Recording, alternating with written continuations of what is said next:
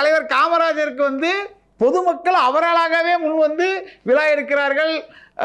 அவரை போற்றக்கூடிய அளவில் இருக்குது. பாரத பிரதமர் மோடியில் இருந்து தமிழக முதல்வர் மு.க. ஸ்டாலினாக இருக்கட்டும், எதிர்கட்சி தலைவர் அண்ணன் எடப்பாடியார் அவராக இருக்கட்டும், அண்ணன் சீமானாக இருக்கட்டும், அன்புமணி ராமதாஸ், நயினா நாகேந்திரன், இப்படி எல்லா கட்சியும் நேற்று விஜய் கட்சியிலிருந்து எல்லாருமே காமராஜரை வணங்கும் போது அவர்களுக்கு என்ன பிரச்சனை அப்படின்னா, இவ்வளோ புகழ் வாய்ந்த ஒரு 50 வருஷம் அவர் மறைஞ்சாயிடுச்சு, அவர் புகழ் குறையவே இல்லை. ஆனால் கருணாநிதி இருந்து 5 வருஷம் கூட ஆகலை, அவருக்கு புகழே இல்லை.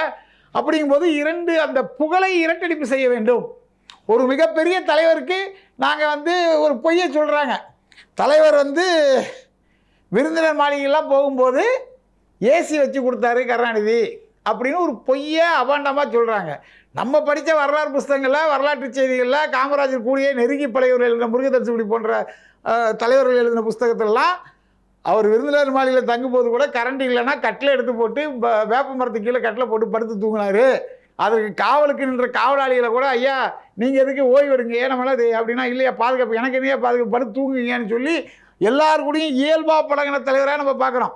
உதாரணத்துக்கு பார்த்தீங்கன்னா, குற்றாலத்தில் பொதுமக்கள் குளிச்சுட்டு இருக்காங்க. காமராஜரையா குளிக்கணும்னு நினைக்கிறாரு.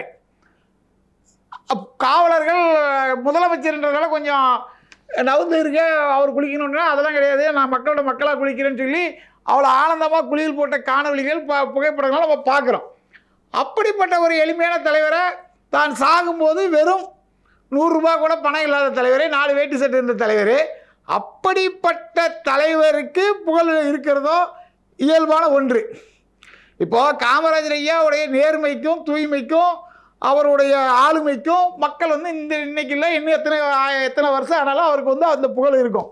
ஆனால் கருணாநிதிக்கும் காமராஜரையும் நீங்கள் ஒப்பிட்டு பார்த்தீங்கன்னா, கருணாநிதியுடைய சொத்து மதிப்பு என்ன, அவர் பிறக்கும்போது, அவர் மறையும் போது எத்தனை லட்சம் கோடி ரூபாய்க்கு சொத்து மதிப்பு, காமராஜர் ஐயா பிறக்கும்போது அவரோட சொத்து மதிப்பு என்ன, அவர் மறையும் போது எத்தனை கோடி ரூபாய் சொத்து. இதை பார்த்தாலே நேர்மையான, தூய்மையான, எளிமையான மக்கள் தொண்டாற்றின தலைவர் யாருங்கிறது உலகத்துக்கே தெரிஞ்சிடும்.